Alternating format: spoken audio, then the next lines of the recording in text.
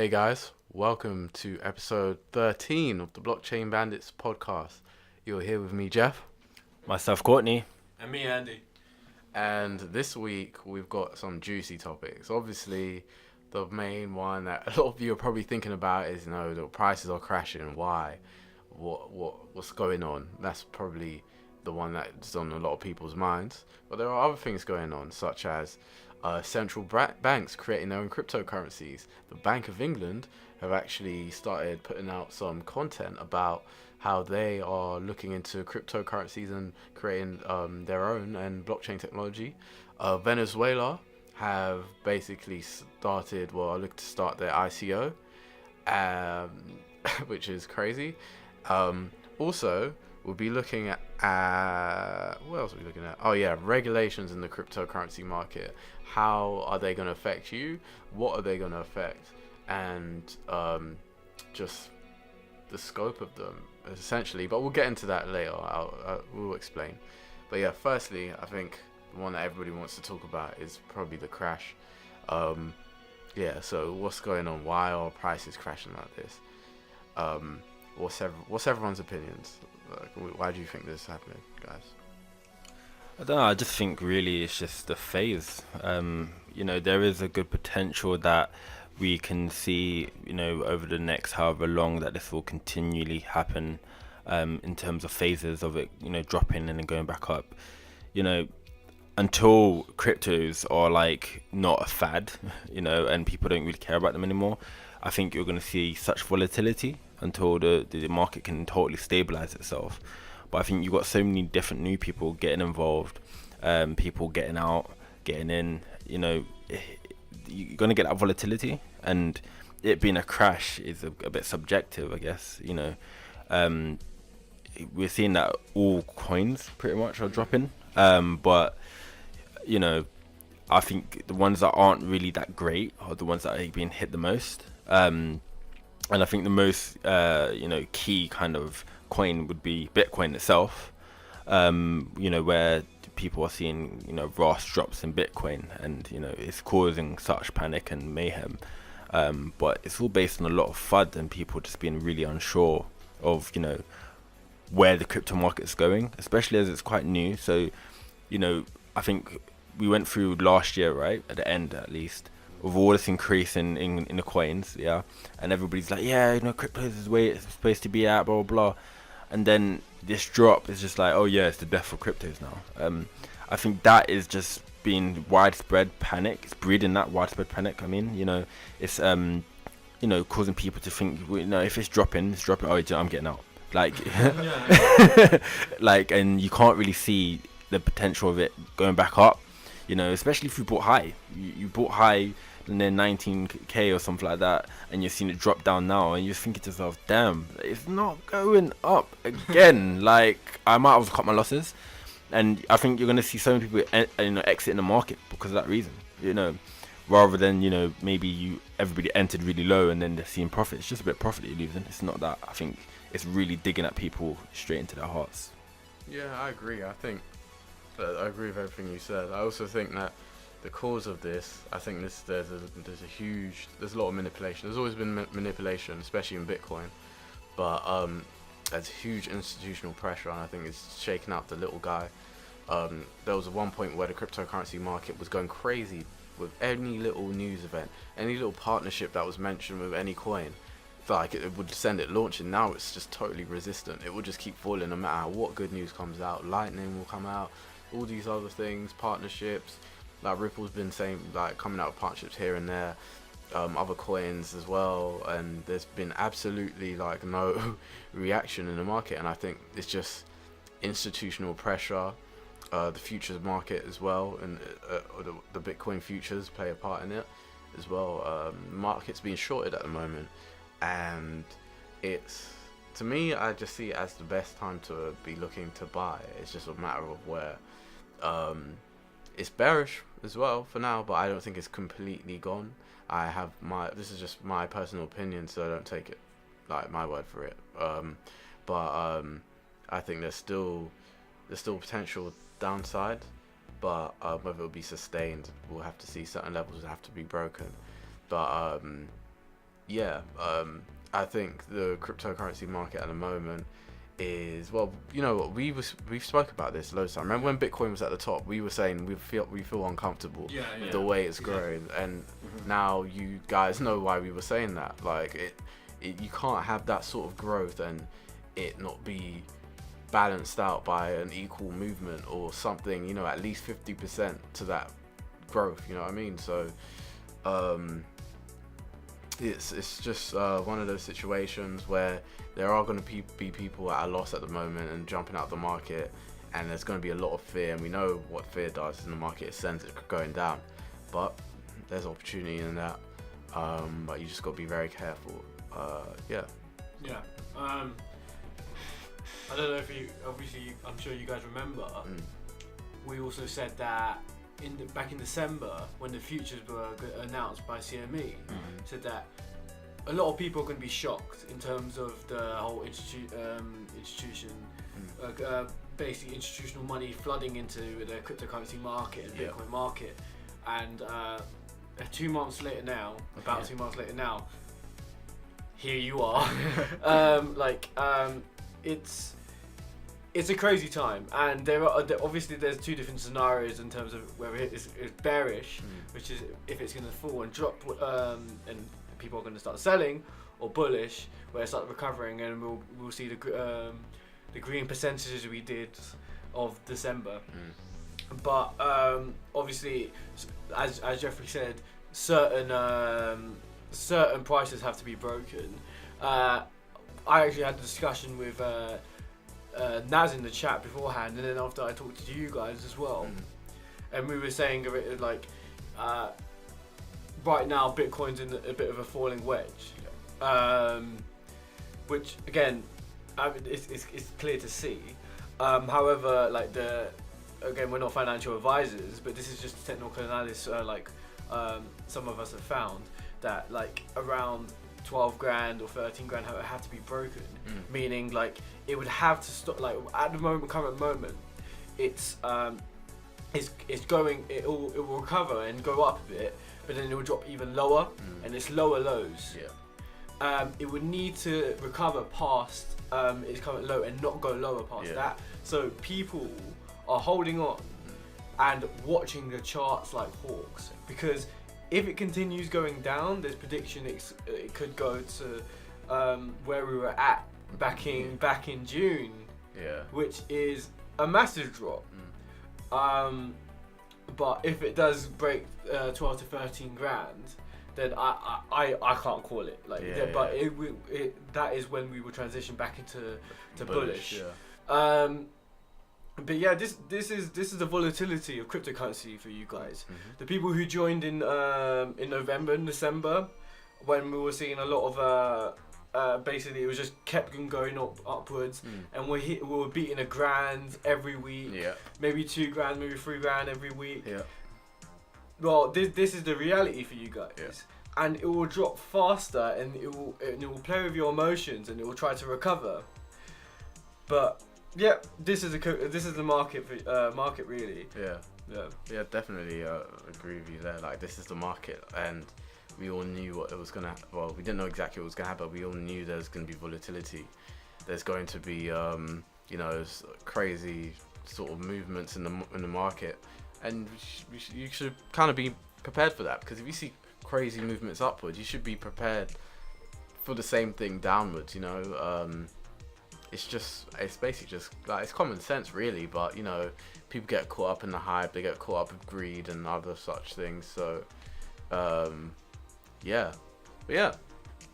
it's true. Like I think the same kind of people will say to themselves, I've been greedy, I've earned enough, I need to now profit take, and they'll take their time to try and move out of the market until pretty much the market hits its like equilibrium point. We all understand that cryptos move on the basis of supply and demand. So I think if you know the basics of economics and supply and demand, there's always an equilibrium point. I believe that this is kind of a moving thing when it comes to cryptos, though. It's not necessarily the same kind of equilibrium point that you have to rely upon. But until Bitcoin gets to that mark where you got people that will rely on the price and say, "Oh, that's a good price to buy. Oh, that's a good price to sell." Right now, it's overinflated, and it needs to get to that point where it's not overinflated. And I think that's what we're moving towards now, despite people that are losing, also in the market right now. I don't think many people are gonna buy just because if you keep seeing that red line going down. You're not gonna buy because you're gonna be too worried that you buy at that stage and it's just gonna keep going down. And that's as simple as that, really. Was that quote from Warren Buffett again? He said that buy when everyone is selling and sell when everyone is buying, essentially. So he said, or when there's fear, that's basically when Fear you in the should. streets, wasn't it? Yeah, exactly. Yeah. When there's fear in the streets, you should be calm and composed, and that's when you should be looking for opportunity, essentially. But obviously, the majority of the population doesn't think that way. You're just gonna see that, and you're gonna get scared. Yeah. Especially when you're not like financially savvy. So you can't blame a lot of people. No one's an expert in everything, but I'm a firm believer if you're getting into it, you got to learn about it. So But then again, we're not financial advisors, just saying. So there you go. that's true. But yeah, another thing that could be affecting the cryptocurrency market and the crash is basically the regulations that are looming across the cryptocurrency market. So governments have been speaking. Theresa May recently spoke about it. We spoke about this last week in the podcast. She spoke about looking at regulation, and certain coins are going to be more affected than others. From what we're hearing is that if a coin is more like a security, which is in terms of a tradable asset, in terms of or you can have an oil security or gold, a financial security, not a security coin, but financial security. It's going to be more susceptible to these regulations, mainly because it's going to have to follow the rules of the FCA and legislation, and has to be in line. And a lot of these coins aren't in line because it's been a regulation-free market. They've been kind of doing whatever they want. But on the other hand, there will be some coins that will be safe, and those are the utility coins. If a coin's a utility, which is a coin that is used mainly within a certain decentralized app, instead of being used as it's only being, it's think about if you went into a fun fair or go to Disneyland, you change your cash into Disney dollars. Disney dollars will only be used in Disneyland. You can't leave Disneyland and try and buy your groceries with Disney dollars. That's what utility tokens essentially are. You can use them within that app and nowhere else. And because they're in app modes of transaction, they don't really come under the security bracket. So yeah, they'll be pretty safe. It's just something to bear in mind. And I think the cryptocurrency market may be wary of that at the moment, and hence the drop. Well, I think we always argue both sides of the point of view in terms of regulation, and I won't go into too much depth in terms of that, but I think the fact that it won't really affect utilities, in effect, wouldn't you say that's more of a safety, well, not a safety measure, but it means that the market's going to be safe. What I mean by that is the regulation will impact all, the ICOs and these people that come in and actually try and sell you something that doesn't really amount to anything. The white paper's a piece of shit, and you kind of look at it and think, what the hell is this? But then people invest in it because it's a dream that's been sold, and they're normally securities because for some reason, shape or form, these people will allow their tokens to be traded across Ethereum, wherever it will be. But then if you have a utility, technically the tech behind it should be really good. Otherwise you're not going to buy into it at all in terms of using that particular token. So in effect, in a roundabout way, it's actually kind of a safety move, if anything. But I guess it all depends on what regulation does. If you look at regulation in general, sometimes it benefits the general consumer, sometimes it doesn't. It all just depends on what the regulations are really about. Yeah, it does really depend on how hard they go on the cryptocurrency market in terms of regulation. And if you were to ask my opinion in terms of how hard it would be, it'll be pretty tough. Because again, if you look at the cryptocurrency market, and we know for a fact, and we've discussed it a lot of times, that Even Vitalik said himself, like 90% of the ICOs out there are scams. Yeah. And because what they're doing is they're using the whole hype of these new initial coin offering ICOs to gather up as much money as possible. Yeah. Which again, like if you're starting a new business, fair enough. Yeah. But Is it necessary? is it necessary? Exactly. So it's going to be these securities are getting hit, because also we have to take into account that securities are in direct competition with government bonds. Yeah. And government bonds tend to be very low risk, Low returns. low returns, exactly. But when you have cryptocurrencies, while offering maybe like in a month you can make over 100%, let's say at times, maybe more, maybe less, but you can make more money than you're making off of government bonds, just for a bit more risk. Then you have to in some places difficult to tax. Then governments are going to be on to like cryptocurrency. So it's going to honestly it's going to be within this year. And we've said this before. What else? In terms of the utilities, utility tokens and utility coins and ICOs. See, they ones I can think of, for example, is like EOS. Their product is on top of the Ethereum Ethereum network, and they basically make the whole creation of decentralized apps easier for developers. And now, if you hold a bit of EOS, will you be affected?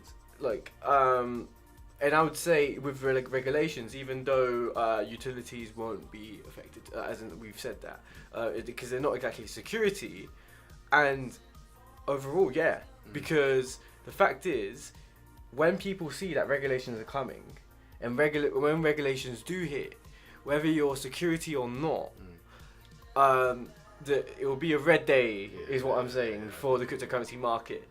Utilities might not get hit as much. But they're not going up.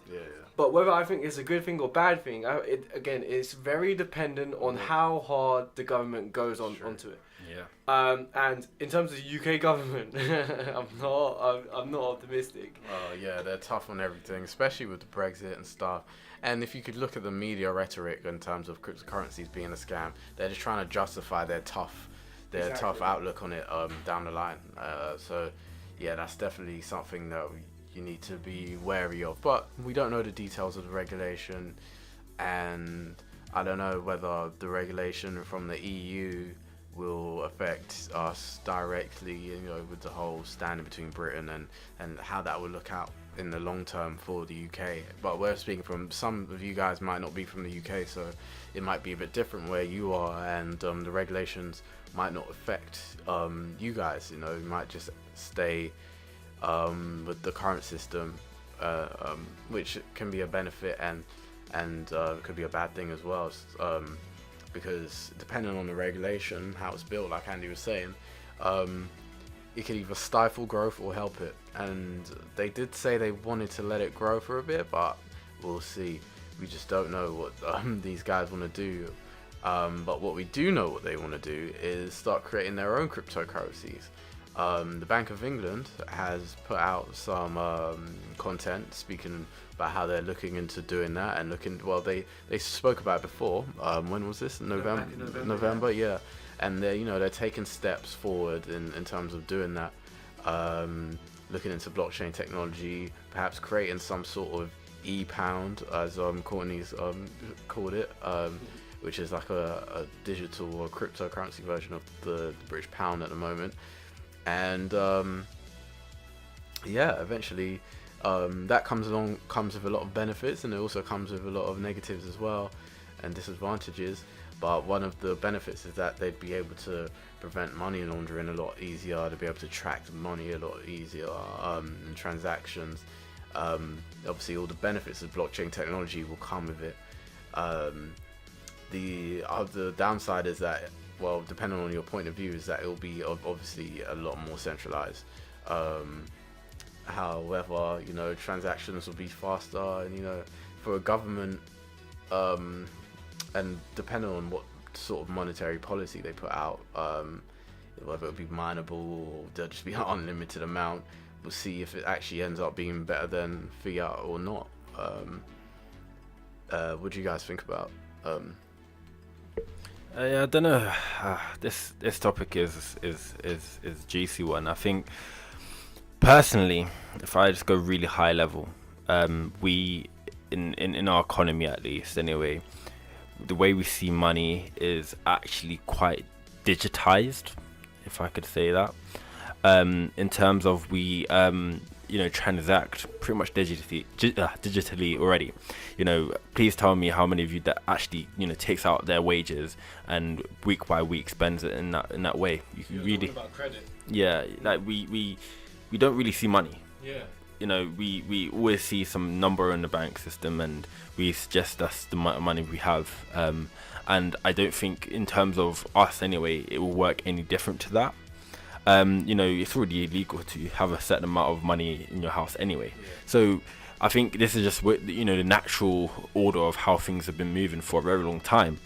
It's just the fact that they're using cryptos, and in my opinion, they're going to be using cryptos to kind of build it into our culture, our way of living. And it's easy to do that without having you go without saying you're not allowed to use cash anymore. It's all banned. It's easier to slowly wean it into us, so we actually think, if we actually use cryptos, it's so secure, it's so great, and all the benefits of it, not remembering that it's actually centralized still. So how much of it is it like a decentralized cryptocurrency? It's questionable. So like, I think that's the motion anyway, and that's the movement. Loads of benefits and loads of drawbacks. I think personally, how I see it, I'm a bit worried. If I'm honest, I'm a bit worried about potentially going fully digital, because I think we lose a bit of or get desensitized to what the value of money really is. Okay, now naturally it's going to be based on what products we can get and all the rest of it, and the exchange value of that, yeah. But who's actually had like a credit card before, or even sometimes just using your bank card and it's contactless and stuff like that, and you start missing out how much money you actually are spending. If you have something physical in front of you, you can actually see that going down. I guess you can see the number in your account going down, but I think if it's a common place that we have all of our funds based on, the cryptocurrency, and technically you would be kind of having to be checking figures 24/7 just for you to have a full kind of reality based on what you're actually spending. Which again, I think our marvel in the kind of concern there. Yeah, good point. Like, in terms of like the whole digital currency and psychology of money, we've discussed it before. Yeah. And again, like Courtney just touched up on it again. I generally do believe that in terms of like digital currencies and governments, it's not an issue of if it's going to happen, it's when. There are a lot of benefits. And again, we've touched on it. We've talked about it before, but just to touch on it again, it will stop counterfeiting. It will stop it will be lower fees. It's just a bit more fluid. It's a bit safer because you're not exactly carrying money. Yeah. However, in terms of the risks, which there are risks, we have centralized. Again, our money is already centralized, and people can just hack into the like Bank of England, for example. But yeah, there's still that risk there. And then there's the obvious potential that a lot of people might not believe in cryptocurrencies, and they're gonna there could be a potential of a bank run. And a bank run is when a lot of people try to take out their money at once, and that causes when a lot of people go to banks and try to take out their money, the way banks work is they can't use money, other people's money. They use other people's money. So when they run out of money, and the bank owes you money, they say, "Oh, we can't pay it," and the government has to pay it itself. Has to help the banks out. So it does take quite a lot of power away from the potential. Take a lot of power away from the the banks, not so much the central banks, but the banks, which in terms of economics is something scary, and for the government, central banks, and the bankers, which is why the Bank of England brought out the discussion of a digital currencies. They're calling it CBDC, central bank digital currencies. That's the acronym for it. They brought out the discussion in November to discuss the pros, the cons, how to best bring it out, how to best use it. Which again, discussion is good. A bit annoying that like it wasn't so like publicized. Because I still think a lot of people in the public should read this article. Yeah, it's only about 8 pages long, the document. And it's really interesting. But yeah, like it's some interesting stuff. And again, a lot of other countries, as we discussed before, are already moving forward towards that, such as the central bank of Sweden. Have already considered it. Uruguay have already begun testing the Uruguayan peso. And obviously we talked about Venezuela, but we all know how Venezuela be moving. Exactly. Which brings us to our next topic, Venezuela's cryptocurrency. They're launching their ICO, and it's supposed to be backed by gold, oil, diamonds, and something else, I think. But there's several issues with this. One being, which we discussed before we started recording. Their cryptocurrency is divisible into 1 million bits, just like Satoshi's in Bitcoin. But that wouldn't work out for them if it's being backed by physical assets like oil, which is like around $60 a barrel. I don't know, it just didn't make any sense. It seems like it's just a way for them to get funds for themselves by just launching an ICO, and I think it will work. People are gonna buy this, but at the same time, they're saying it's a way for them to get around the sanctions that have been put on them by like the US and other things. But really, in the cryptocurrency space, you don't want a dictator be releasing an ICO. It makes the space look bad, like coming along going, yeah, I'm getting on this cryptocurrency thing, but at the same time he's like Andy told me earlier, like doctors in Venezuela aren't allowed to declare people dead from starvation, because obviously they're starving their people, and they just don't want it to go around that they've got these huge stats of people dying from starvation. So if someone dies of starvation, they've got to say something else as a doctor, or they go to prison. And so that's the sort, you don't want that in the cryptocurrency space, but it's gonna happen. But I feel like the media's gonna spin it and make it seem like the whole cryptocurrency space is like scummy because of this. But at the same time, it's interesting because I think also as well, I just thought this, maybe that's why the Bank of England is keeping quiet about their own, because they don't really want to be associated with Venezuela's actions. But Sweden have been very open to it, and they're very open to it. They want to put all their the ID of their populace onto the blockchain, and they're open to it. But as for the Venezuela situation, it seems a bit, it's obviously sketchy. It's not an ICO that I would want to invest in, but obviously you guys have your own free will, but it just seems a bit dodgy to me. Yeah, my opinion on it is most likely just is some sort of money grab, really, by the government of Venezuela. That's it, really. But in terms of the benefits of it, questionable. I just think government shouldn't really be trying to really start their own Bitcoin. I don't think that's necessarily what people actually would want from them. But then, there's already people going against what he's trying to put through. The opposition already suggesting that he shouldn't be actually doing what he's doing.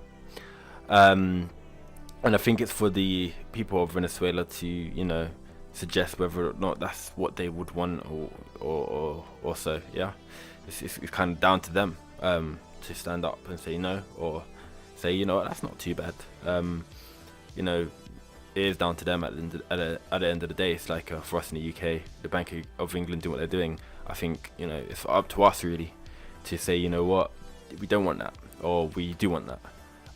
Naturally, I think the natural order of things, you know, dictates that things are going to happen the way that they want to happen anyway. And I think they'll just do that through, you know, conditioning us, like I mentioned a bit earlier. But yeah, you know, that's my opinion on it, really. Yeah, in terms of Venezuela, I feel really strongly about the whole situation there. Like, I'm as a lover of like geopolitics, like I've been following the Venezuelan situation quite a lot. I'll say this bit first. As a socialist government, it's a good thing in a way that they're trying to use technology to rejuvenate their country, and basically trying to get money back into the country because like the fact that it's falling apart. So using cryptocurrencies, which is something which is innovative, and it's a big bet they're doing, and in my opinion, it's a pretty good bet in terms of getting money. Yeah. However, and it's a big however, how can you trust a man who's taken Venezuela as one of the richest South American countries? Well, to be fair, it was a guy before him, one of the richest South American countries, to one what's fallen to ruin, and people are eating off the streets and dying again from starvation. Kids, how can you trust a man, especially a communist country? Like, I'm not going to get into politics, but it's very tight circle. So I'm sure they were going to be eating very well once this petro goes into circulation. What will this do for the cryptocurrency market? Well, that's a good question. Where, like, there's 31 million people in Venezuela. That's quite a lot of people. And it, like, I think a lot of people will try and invest into it because they see it as a good bet. Because in terms of you're buying it, like, you're going against, because it's working against, it's actually petroleum and oil, diamonds, and other resources what Venezuela has. So it could be seen as a good investment. But it just, for me, is in terms of morals, I don't want to support the regime. But then again, like, you could also say, well, you're helping Venezuela.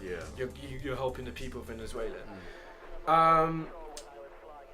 I did have a quick look at I showed you guys as well, a quick summary of the whole Petro white paper, and they're like, it doesn't seem like they thought about it too much. So in my eyes, it is seen as a money grab.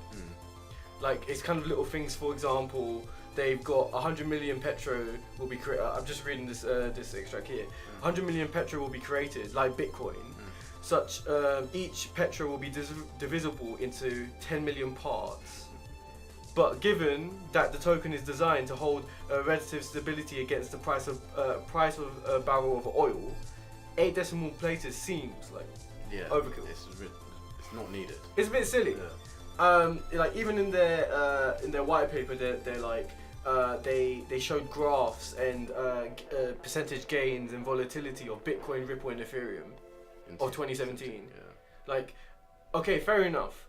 There might be people who've never heard of cryptocurrency markets in Venezuela. I mean, they've had a hard 2017.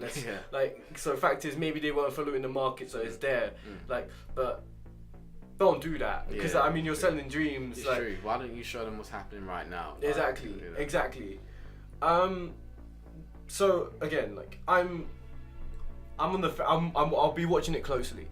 I won't be investing personally, but I will be watching it closely. For the people of Venezuela, I hope their situation does get better.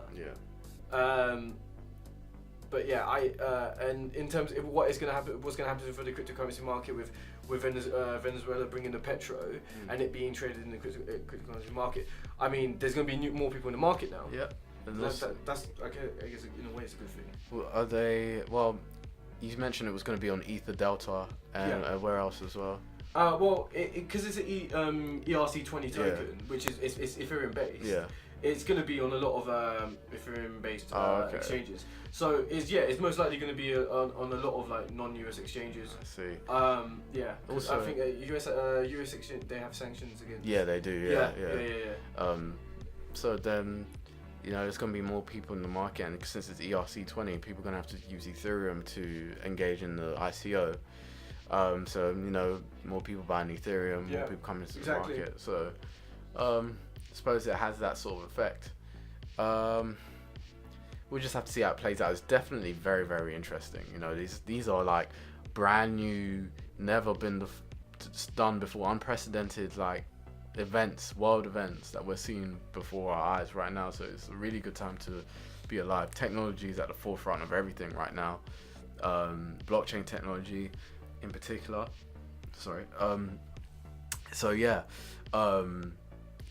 It's definitely a great time to be alive and a great opportunity to learn, because I know there's going to be other central banks looking at this thinking, okay, let's watch what they do, let's see how they do it, what things have they done right and what things have they done wrong, and what are we going to do. They're going to learn from it. Yeah. It's a big risk because again, the Bank of England, they did the good thing. Yeah. They were the first central bank to bring up the discussion, which is really good. Yeah. And they didn't dive headfirst in. Exactly. They wanted different opinions, Yeah. whether this is right or wrong. I mean, okay, now with Venezuela being the first, again, there's testing elsewhere, and it's coming out. The pre-sale coming out as soon as the 20th of February. That's very soon. So soon. Yeah. Not in a few weeks. Yeah. A lot of people will be watching this. I would not be surprised if it gets hacked. It's ERC20, so it's smart contract. It's going to be smart contract based, obviously, in terms of the ICO. The fact that it's come out so soon, if it does get hacked, that's going to be so embarrassing. Oh yeah. And I think it's funny that that a world currency is being based on Ethereum. Like, why not make your own chain? Like I was saying earlier on, like imagine the Bank of England make their coin on Ethereum, and I found that hilarious. And then that's what Venezuela are doing. Yeah. So personally, I think that like if they're gonna do this stuff, if they're gonna bring out these what's it called again? Central bank digital tokens, so CBDCs. Don't do it without Oracle. Yeah. Like wait until the tech guys who are the whiz kids of blockchain work on Oracle. It's in the works. So I think Oracle is gonna be definitely needed. Definitely, exactly. For a central bank. Like, imagine a central bank losing all his money because it gets hacked, and they can't even retrieve it or fix it because they haven't got Oracle. Well, that's what Venezuela's doing that's right what now. They're doing, man. That's what they're doing, and smart contracts can be hacked. If someone makes one mistake, a hacker somewhere is going to figure it out and find it. And we were talking about hacks earlier on. Yeah, we were, like you said, they just persistent, tried loads of different methods, and eventually they find one that works, and then they steal the money, and that's what happens. Or someone might be playing around with the smart contract and lock up the money for a whole nation. So it's crazy. I deleted it. Do you remember that meme? Oh god, I think I killed it. Yeah, that was with the parity hack. When money was locked up. Exactly. Yeah, 20 million. Yeah, and someone deleted a bit of code and was messing about, and he locked up like millions. That was crazy, and it's still locked up forever. So boy, I think if one thing comes out of these CBDCs is security. Security, transaction speed, and just that safety aspect, really. That's the most important thing. So I just hope that with all these governments and everything else, all these financial institutions, regulation, everything that comes out of all this stuff getting involved and jumping into the space is security, and then really just appreciating the technology, because this all really comes down to one basis, and that's blockchain technology. As much as the figures and coins and everything else come into play, The most important thing is the technology and, you know, the benefits that it provides, and that's the core fundamentals, really. Yep. Yeah, I think that was a nice way to sum it up, Courtney. Yeah. Well done. Thanks. Yeah. Bravo. Yeah. But yeah, is that everything for this week? I think we covered it. Yeah, I think we've done it. Well, yeah, there you have it, guys. Another crazy week. Yeah, I know, innit? The cryptocurrency, there's always something to talk about in the cryptocurrency space. There's always something crazy going on. It's such an exciting space to be involved in. Have some updates for you guys regarding some new stuff that I'm doing, but I can't really speak about it yet. But eventually, you guys will be in the know. Like, if I can, I will let you guys know everything that I can. So watch this space, you know, some new updates and stuff. But yeah, thanks for listening, guys. Let us know if you liked the podcast, this episode. Leave some comments, join the discussion. Let us know any of your opinions about anything we spoke about. And if you disliked it, please, like, if you want to dislike, click the dislike button and let us know why you disliked it, and hopefully we can kind of improve going down the line. But yeah, thanks for listening, guys, and we'll see you next time. All right, take care, guys. Catch you next time. See you guys next week.